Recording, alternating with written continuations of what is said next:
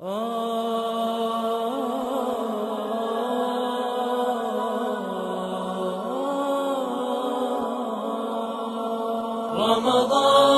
يا رمضان يا رمضان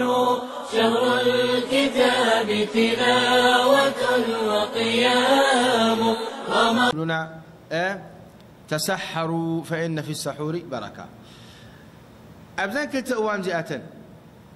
أبجيزي فطور تقواي أفطر بلكا أبجيزي سحور دماني انتهي بلكا أشحر يا أخي كيش حركة يجتم بلكا. إذن هذا الدين يسر ولا مو يسر يا جماعة؟ يسر. نسغى نختهلك وينخدعف ويكتحمم يلو أزازا كان ما جعل الله عليكم في الدين من حرج. الدين يسر، ولذلك حتى انتي كم تبلعون ينقركا نعخاز تقمكا فتفطر كلخا انتي يقول سيدنا كان يفطر بإيش؟ برطب. علماء كيدهم دكاترة مش حللوا لهم والله تنفسي سكريات سلا زخودو خاب نفسي سلا زدكم بسكريات كتجمر كلخا تي نفسي ابتزن برو زيادة يملس تمري. وكل ما رطب كينو كل ما كان أحسن. من نقيروا من النبي عليه السلام زي نقرز نمنتاي بروز بدجاج بسقا بزخونة بالعيد يجمروا فطور. نمنتاي بالتمر يجمرهم غذاء سبحان الله. ودحراي دما حيلبك ودحراي كاي لكاب تمري حاتين له فيتامين بزح معادن اللو بتمري وتنفسي فادي خطنحو كله تمرخ تبلعك الله تخيلو متى خيت كم زبلو ابونا حاونا عبي وابونا شرو ريكانا خيتبل هاي فوتون يوم بوتات مرقان تخيل بدمي تخيت فعلا وحيلته بكى. من اخبر النبي عليه السلام بهذا؟ الله عز وجل. مرحبا عليكم السلام. اذا أخبر إن نبلدلنات أزازكم أون كتشحر كلها إلهم سيدنا محمد عليه السلام. النعمة سحور المؤمن إيش؟ التمر. النعمة سحور المؤمن التمر. أحيانا كابس رحمتك هادون كيخا تدريك هادك سدلي وختسك الله هذا ماني نسحور تجيب كاتنح أنت يتقبر أشحر ولو بحنت تمري نذا أجرز إنك تركب ولو تمر تري خبكا هني ما يستي بنية السحور. أخبر تأزازنا سيدنا محمد صلى الله عليه وسلم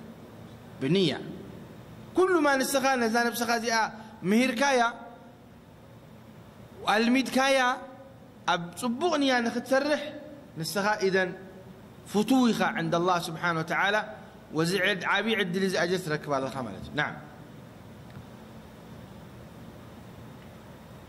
قال وعن سلمان بن عامر الضبي رضي الله تعالى عنه عن النبي صلى الله عليه وسلم قال إذا أفطر أحدكم على تمر إذا أفطر أحدكم فليفطر على تمر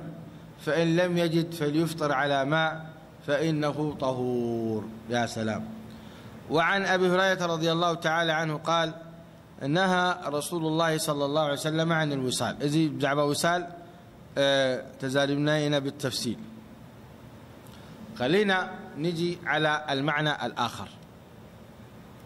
قال عن أبي هريرة رضي الله تعالى عنه وأرضاه قال رسول الله صلى الله عليه وسلم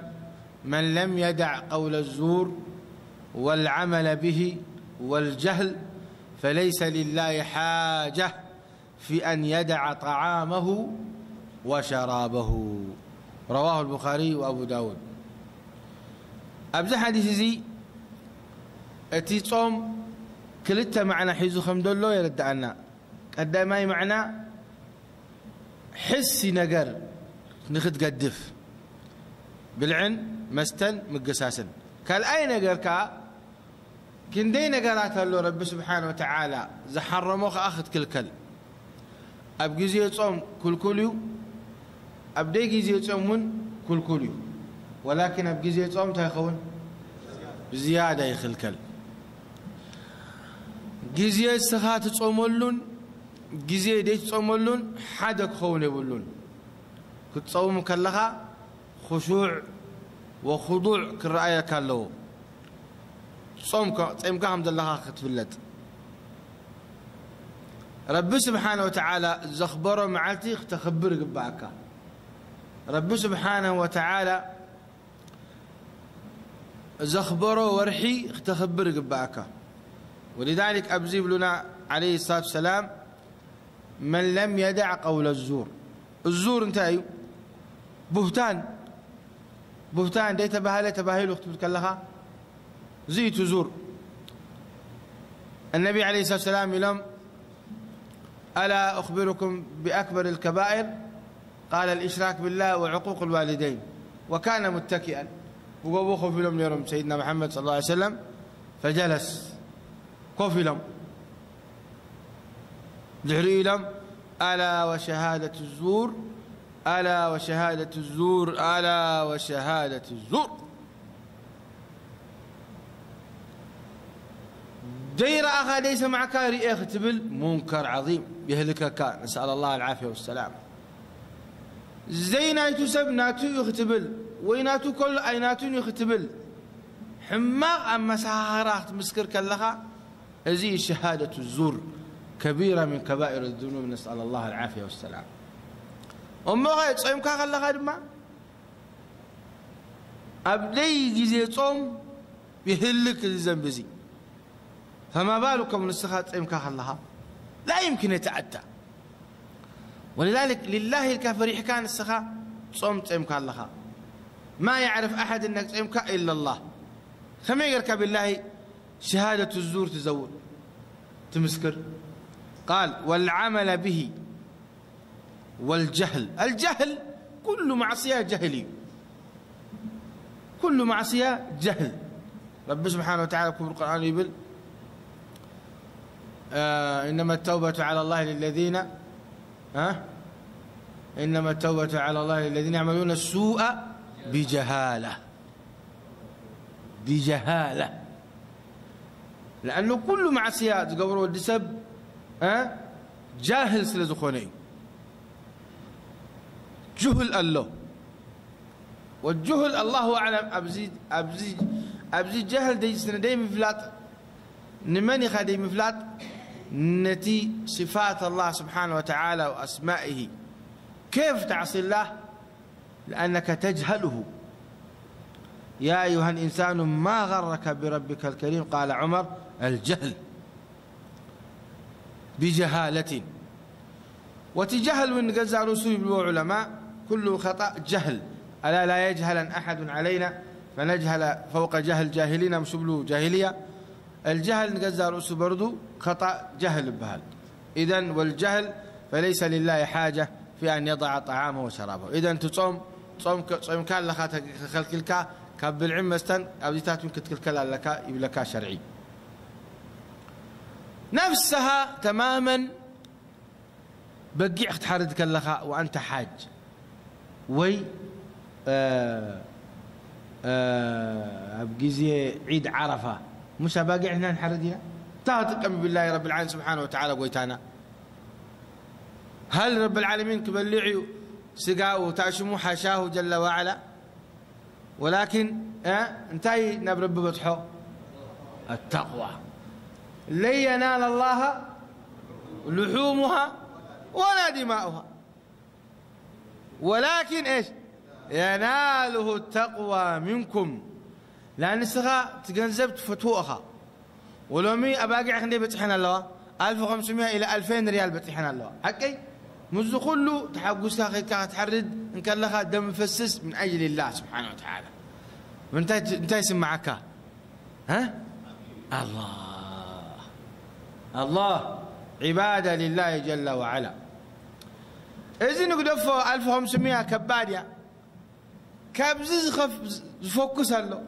بالله عليكم حجي شوعت امني اكيبك نامني غيرك هتربيك الدربيك الله خاص انت يزمعنو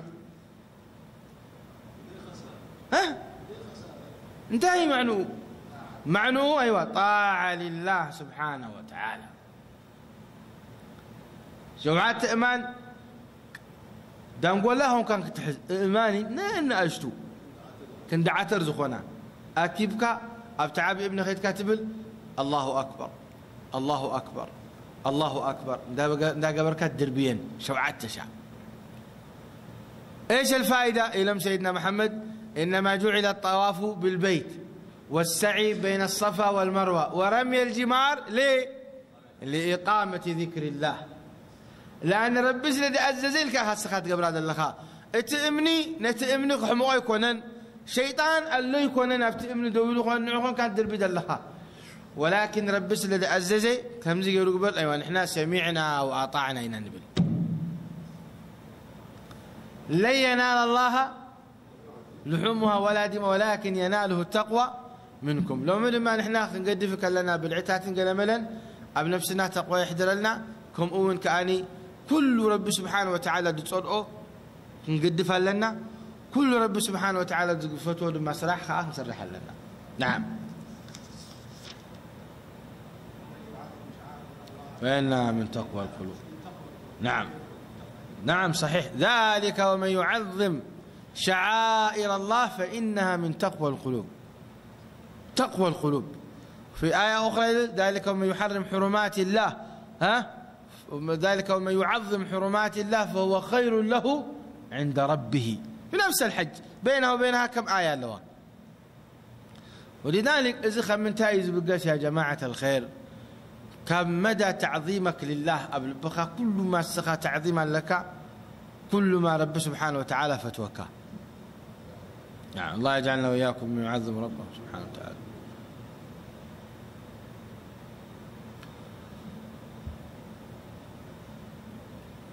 وعن عائشة رضي الله تعالى عنها قالت كان رسول الله صلى الله عليه وسلم يقبل وهو صائم ويباشر وهو صائم ولكنه كان أملككم لإربه متفق عليه واللفظ لمسلم وزاد في رواية في رمضان أنا قلفوا حدي زي ناي صوم سمكا خلخا سبيتها تسعم سبيتها تتصوت جائزي قال أبزين الزارب قلفوا أما دايك الزارب قبعنا يا أخي سيدنا محمد عليه الصلاة والسلام تصيمهم كله مسببتهم كتصوتهم كله أي تقرمون يا جماعة ما تتعجبون من هذا ونصوم سيدنا محمد عليه الصلاة والسلام كنت دليت نستي شهوة رغبة يقول لهم أنا يبلني ولكن سي يعني هرارفوت نبز نقرسسي دليتي نز نقرسس أيكونون عليه الصلاة والسلام مش أنا يعني أنا قبل دليز اللخو يعني تردوني النبي عليه الصلاة والسلام قلبون لبون مس ربي سبحانه وتعالى حبب إليه من دنياه الطيب والنساء لكعيو انتهى لهم علماء المحبة الطبيعية لهم ولكن أبجيزي يصوم أتي لأول واحد آخر الدعاء زقباء كابزين أقرات كل حقوق زقباء سيدنا محمد عليه الصلاة والسلام كل نسمع معك فإن خردونا عنا عليه الصلاة والسلام الزنا قرزي مخالف للحياة الطبيعية لذي كونه مارس حياتك الطبيعية من سبيتها تدليخا سعمة تدليخا حقفة تدليخا دلاك قبر بس أبجماع أي تؤتو زي تخلك ليه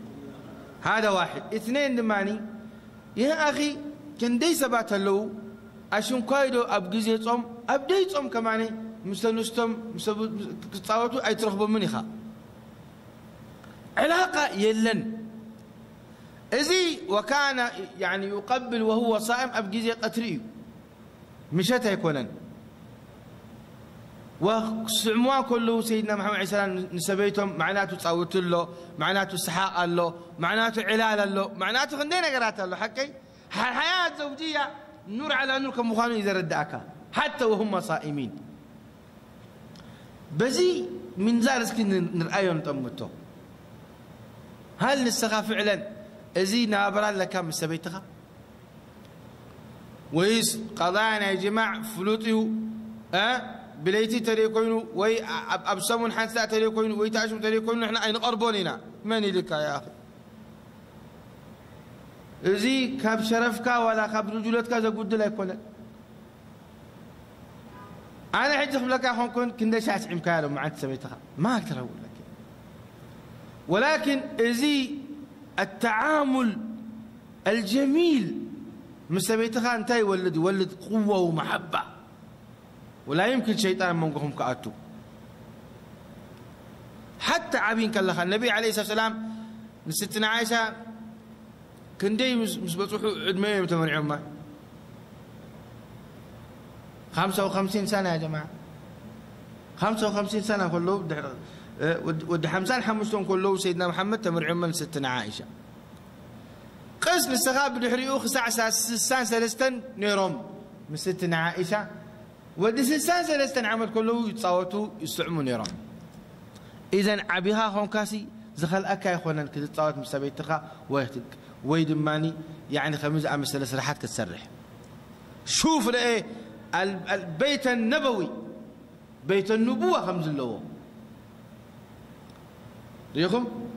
أما نحنا ناي حلال دي حرام مسعام أزيك ونزيد 100 مرة شريحنا يوم لكن هذا الجانب مهم أيضا ولذلك تملكت سيدنا محمد عليه الصلاة والسلام لنستم سعيمهم مسنستم تطاويتهم بل أبحد تشتي طشت نزبها الحكي تحت إمام سيدنا محمد مسنستم هل غيركم مرة تفلتوا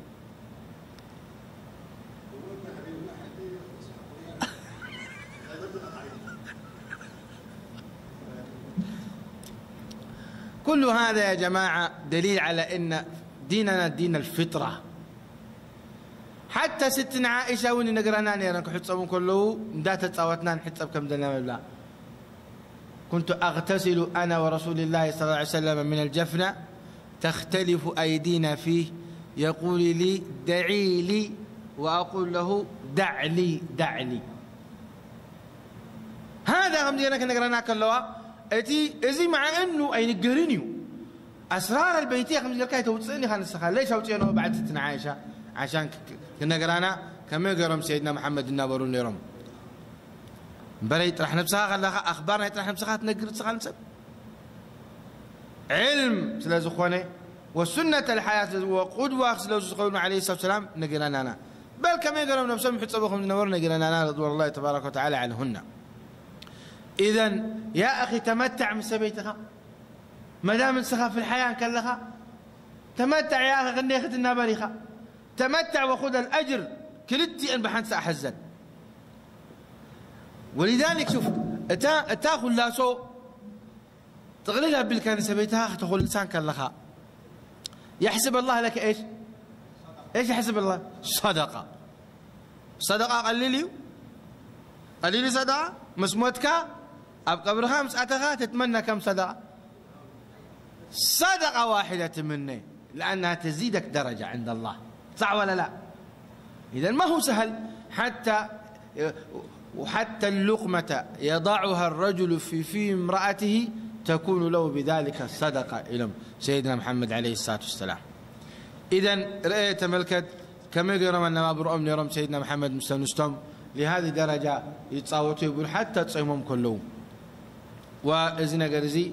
بيستفعل عليه أحاديث أفريط منا سيدنا محمد صلى الله عليه وسلم وأنت أيضا نسخة ولا دس كيف لك خلو نسبيت خات السعم كيا أجر لك لأنه من البات نستدس بلا خون ممكن قلي إسبات يعني يحلفوا حادي عمد كلت عمد ثلاثة عمد كيس عمل سبيته كيف تتصاوت من سبيته صحيح يولدوا ترغبهم يبلوا إذن مجرد لقاء في الحياة الزوجية لكن أبتي أن برانا يجزع يترغبون من أبدا إلا والعياذ بالله كوكوايقون تعرفون كتبولون حياة رسمية يا أخي ليه نور تو جزاها الله المستعان كل إن نحن ننتقم من رسول الله صلى الله عليه وسلم طلع حرام من يكونن حتى نابرهم قال وعن ابن عباس رضي الله تعالى عنهما أن النبي صلى الله عليه وسلم احتجم وهو محرم واحتجم وهو صائم وعن شداد بن عوس رضي الله تعالى عنه عن النبي صلى الله عليه وآله وسلم أتى على رجل بالبقيع وهو يحتجم في رمضان فقال أفطر الحاجم والمحجوم، رواه الخمسة إلا الترمذي وصححه أحمد بن خزيمة بن حبان. وعن أنس رضي الله تعالى عنه قال أول ما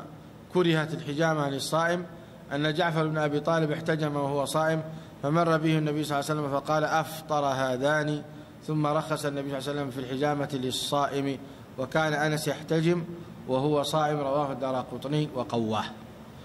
إذا بزعباني حجامة مفطر للصائم خون كله إلى علماء نتي الصائم سلدكمو حيلو سلدكم كاب نفسه دم كوتن كله حيلو سلدكم بزم مغنتيزي يفطر الله مالتي، لأنه دمه فسيسوسي مريس كال ماني أبرسي ماني خاب بالعخ خلك كله تنا نفس الدكم الله. أما الحاجم لمن تفطر يلوم لأنه مظنة أب أفوق أتوس لزخنة قدمت حجامة يموتوس لزنبرو أفطر الحاجم والمحجوم يلوم أنه حجامة بمحجومة يمصو إذا كموتون كله ربما أب قرروا قال نجار كأتو خيليو الدم كأتو خيل قال بعيني زي الرأي بناء تدخونه كسحبون كلهم بعفو كأتو بزخيل إلى سيدنا محمد صلى الله عليه وسلم أفطر الحاجم والمحجوم. وخابزي تبقيسهم علماء لما يلوم لومي فتواهبهم كبر رعز ذلك دم كاب نفسه 250 سيسي يخون ولا 500 سيسي زبلوودي مقاسناي أكياس سيسي يوم دولو حكي زيتات كبر عن كله أفطر يفطر لأنه نفسه يدكب سلزخونه، ولذلك أفضل الوقت كتفطر كلها كتبر عن حد اللي خاب بدم إما بعد الفطور أو قبل السحور بالعكاء تبرع. قلنا أحيانا فردوخ ولك حجيت لي تبرعك ممكن نزحهم مزو موت، ولذلك بلك اسلمنا أفطر وأنقذ ميتا بلك حكي أفطر وأقضي. نعم، ولهذا من سعة الدين وسعة رحمة الله سبحانه وتعالى لدى كاملته. وعن أبي هريرة رضي الله تعالى عنه قال قال رسول الله صلى الله عليه وسلم من نسي وهو صائم فأكل أو شرب فليتم صومه فإنما أطعمه الله وسقاه. يا سلام، نفسي رسعه بلع كستي ليش؟ أطعمه الله وسقاه سلازلاته. يا سلام، شوفوا مش نبى العيد عليهم نقول لا، فإنما أطعمه الله وسقاه، مع إنه تبي العيد والعيد الله بقى خاص منه بالعكاية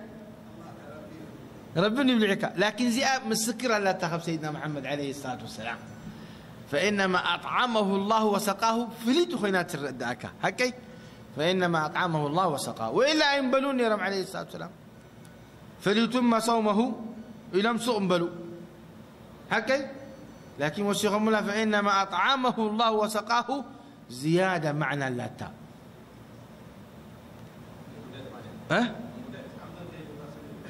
لا عمدان بالله انت عمدان ايه عم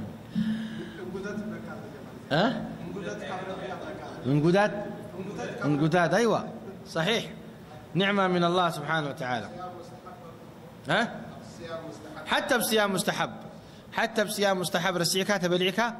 قد صلت صومها، فإنما أطعمك الله وسقاك. يا سلام. وللحاكم من أفطر في رمضان ناسيا فلا قضاء عليه ولا كفارة، والحديث صحيح. نعم. كمون لك عن أبي هريرة رضي الله تعالى عنه قال قال رسول الله صلى الله عليه وسلم من ذرعه القي فلا قضاء عليه ومن استقاء فعليه القضاء. واضح. القي تملاسيو تملاس تلامتيكا بعلو أي فترة كانوا صومك صحيح بعلغا إذ كأتي لكن تمليسك تهون كان لها أفتر كان لها مالت والمسألة واضحة. نعم.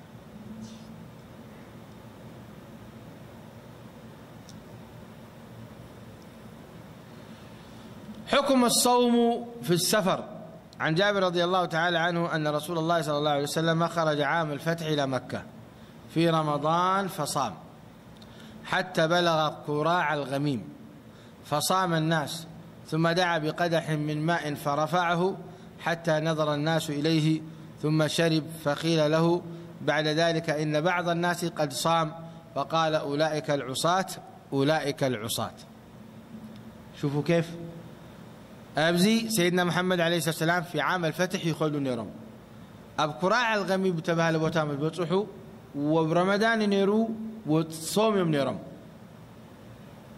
بقتري قراع الغميم تبهل بوتا يعني قريب من مكة قراع الغميم الله أعلم كم كيلومتر بتصح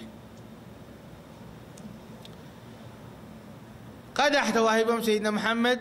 يعني ما قدح ماي وست يوم تايم ست يوم كاني ماي ثم دعي بقدح من ماء ما يمست يوم لبن ست يوم فرفعه فشرب صلى الله عليه وسلم والناس ينظرون إليه كلهم سمد ورود ماني والتهدر ومجاهدين ريامون سيدنا محمد عليه السلام كفت وما بزحتهم تغينهم أفطرهم قائد يوم سيدنا محمد عليه السلام قال يوم سبات جن سيدنا محمد أفطرهم كله دا رأي وكله أفطرهم ساتهم قتلهم تيمهم المفترض تهجون يروم اتباع يا أخي سيدنا محمد أتقى لله أقرب إلى الله نسوم دفتروا الساعة كنت قدمهم من خلال سيدنا محمد عليه الصلاة والسلام يا أخي أفطر ولذلك إلهم سيدنا محمد أولئك العصاة أولئك العصاة إذن إزي تكبر إزي تأزازي نيرون بأرنا سيدنا محمد عليه الصلاة والسلام وإلا معصية مخلنا نيرون أن بأنطروا معصية مخلنا إذن نحن نبلوكم زلنا كبرات أحوات اتباع سنة النبي عليه السلام عبيد رجاء حجور الكب ولذلك إلهم سيدنا محمد كلكم يدخل الجنة إلا من أبى قيل ومن يأبى يا رسول الله قال من أطاعني ومن عصاني فقد أبى ودي أمكم يوم سيدنا محمد عليه الصلاة والسلام باختصار ودي أمهم الدين والشريعة. إذن أبقي زي مقشة الفطر أفضل كما خاني يزرد عنا أبزخها تفصيل بزحي لنا تزاراري بنا لنا باختصاره صوم إما إبرتعكا انت لا برتعكا أبقي زي مقشة صوم انت الواجب تخونا له تفطر لك انت الآدمي أي برتعكان وقليليو وبحن ساعات بالكا أبزي بالعلماء الأفضل إيش كتصوم لأن نسها كل ما تخليتك في ذمة الله سبحانه وتعالى أحسن لك كاب دينكم يزب لك وإما لماني لا مشقة يبلو ولا لما فوكس يكونن مشقة يبلون وفوكس دم يكونن معك لاي في هذه الحالة تأخذون له أنت توسد الفطر لأنه رخصة يا رب العالمين مثل ذخونه رخصة يا ربي تقبل مالتي. قال وعن حمزة بن عمرو الأسلمي رضي الله تعالى عنه وأرضاه أن عنه قال يا رسول الله ريزي من الزرب حمزة انتهي يا رسول الله إني أجد بي قوة على الصيام في السفر يعني كلتها لني وحيل لني أبقي زي مقشة كتصوم ومقشة كم مقشة يكون مقشة بأير تقلك مكيف هلك كندي راح هذا اللعب أما مقشاناتهم بقمالي خاتقيش وبفراس وأحيانا بإقرخا وحي برتعت أحيان كلا دوقعتك خلها أخذ تصوم فهل علي جناح؟ هل علي جناح؟ الجناح يعني الإثم الجناح هو الإثم يعني أبقي زي ما قشاء تصوم سي هل علي جناح؟ انتهى لهم سيدنا محمد عليه السلام هي رخصة من الله، هي رخصة من الله. الرخصة يعني أفطري لك أما قشا رخصة، فمن أخذ بها فحسن، ومن أحب أن يصوم فلا جناح عليه. يا سلام، إذن تجيشك هو أفطر. نعم نعم، أفكار حديث يوم سيدنا محمد إن الله يحب أن تؤتى رخصه، يحب كابكوني قبر إلا نسغى كابتم والله برهان حوي حجين تفتيري كتكبدني قداء أي كإلاني حجي مصام تحشني تبلتهم ها صوم إذن